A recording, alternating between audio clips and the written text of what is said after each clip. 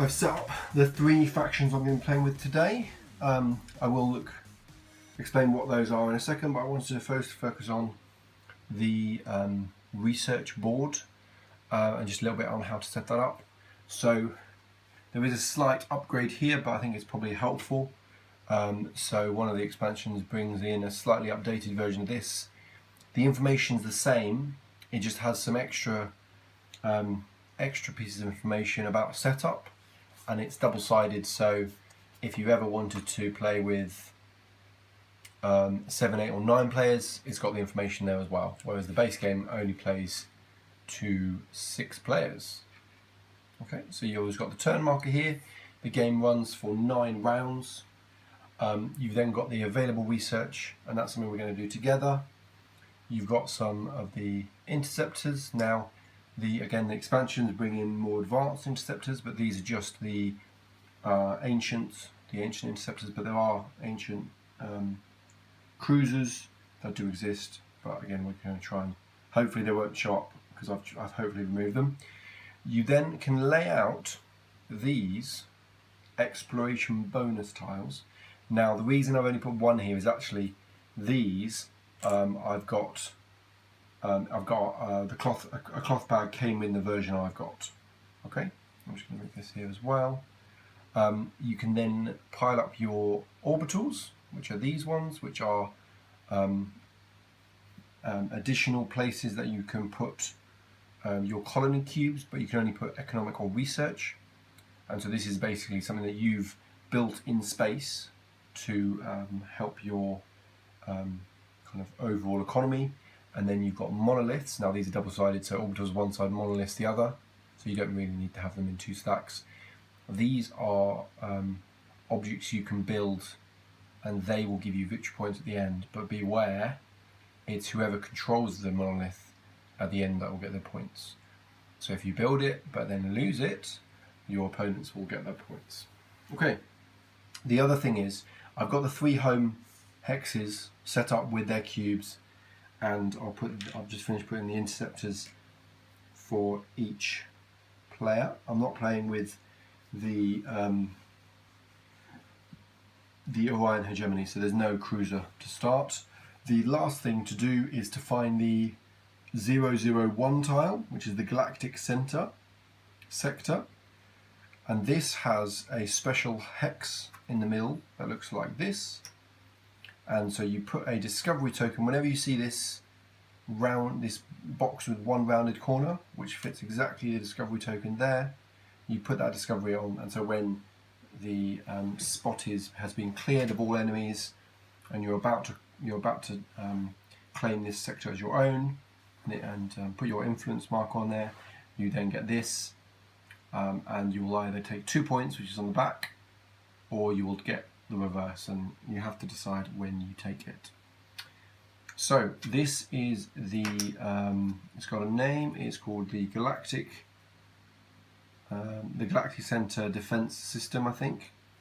And so this is, I will explain what these symbols mean, but it's a ship that can take a lot of hits and rolls a lot of dice with a +1 modifier, which is what those symbols mean. But I will go through that in combat when we get there. The final thing to set up to do is to set up we start off with a certain amount of research, and this is actually on the board. And so for 2 players, you would draw 4 additionally every round, but you would start with 12 on the board. But actually we're going to be starting with 14 because I'm playing a 3-player. Okay, so I've got my bag of research. I've taken out all the expansion research, hopefully. And so I'm going to just draw 12. Okay, so 1, 2, 3, 4, 5, 6, 7,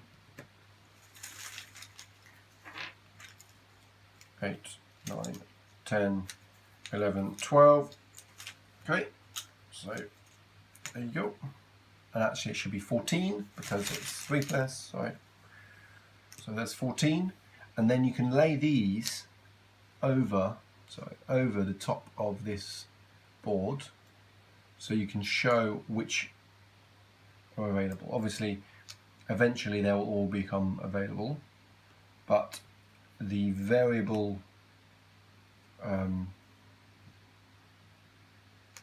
the variable upgrade definitely can kind of shift you into some certain tactics, because that's all you've got available. So you can't always you can't always min-max this game too much, because you might not have the research to do it.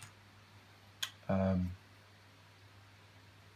I'm just doing this upside down, so it's slightly tricky. So it's interesting.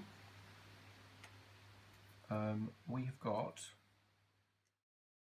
now there are 2 numbers on every single one of these, and this is where this is where these rows come into bearing. So the black number is the most you will ever spend on any of these researches. The further up you go on your board, you don't have to go in order. Okay, you can get one, as long as you can afford it, you can skip any number. And so in the first column, say I bought this one, there is no discount. But then actually the first column anyway can't have a discount. The most you'll ever pay is 2, the least you'll ever pay is 2. So that's fine to go in the first slot. The next column along has a -1 discount. So if you were to place this guy, okay, in your second, actually let's pick one.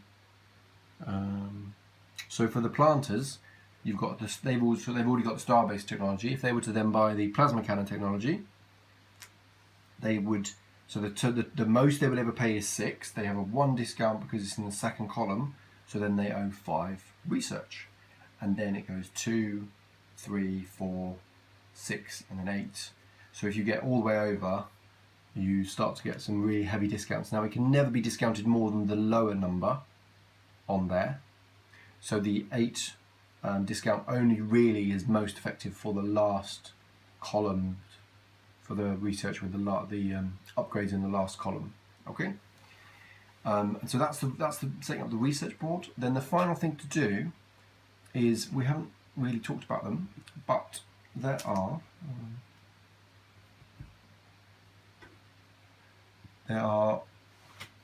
tiles with 1 on the back, and they'll all be in 1 stack. Tiles with 2 on the back, and they'll all be in 1 stack.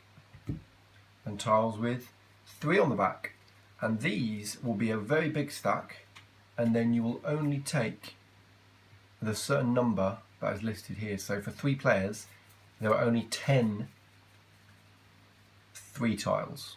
Okay. So in a 6-player game, there'd be 18. Okay, so these are the outer sector tiles, and there's only 3. There's only 10 of these ones. Okay.